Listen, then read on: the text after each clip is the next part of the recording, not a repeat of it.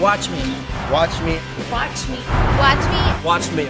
Watch me. On my cam. On my cam. On my team. At UTSA today. UTSA today. At UTSA today. At UTSA today. UTSA today. At UTSA today. At UTSA today. Watch me on my cam at UTSA today. Watch me on my cam at UTSA today.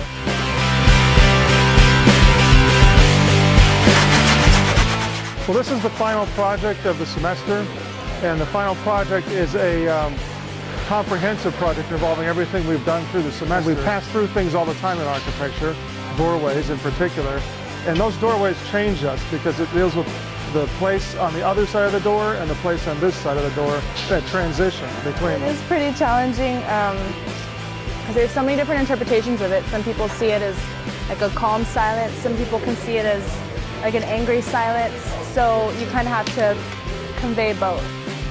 Yeah, I think everyone's pretty excited about, being able to design our own thing and build it all the way through and get to work with other people.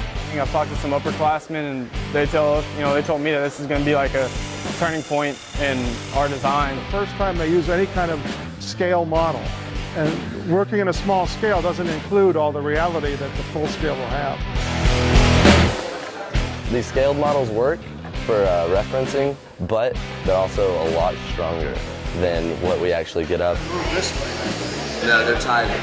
We can only use a 6 by 6 feet area in the bottom, and we can go as far up to 10 feet.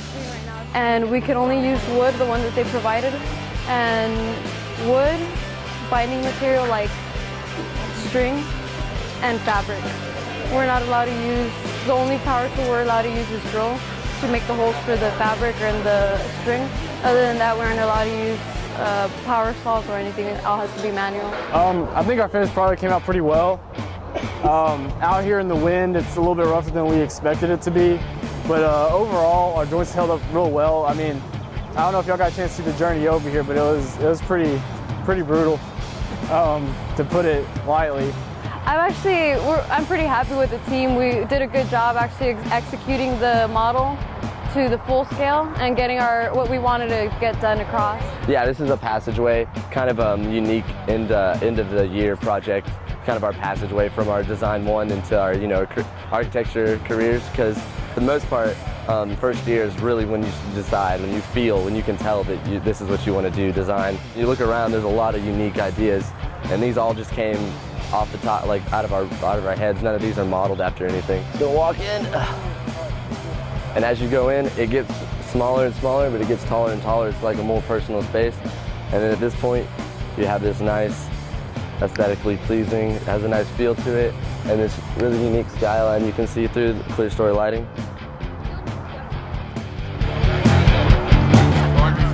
Well, I think it's really important that the media come over here and show what goes on here at the school, not to mention what goes on in our architectural studios. I think it's really exciting for all the students, to see, since this is a big part of San Antonio. It gets to show our involvement with the school, our involvement with each other. And it's something that doesn't happen all the time from what I hear. There's 3 levels to mercy. You ask for forgiveness. You're asking the ground to get through it, because without the ground, you won't be able to get through it.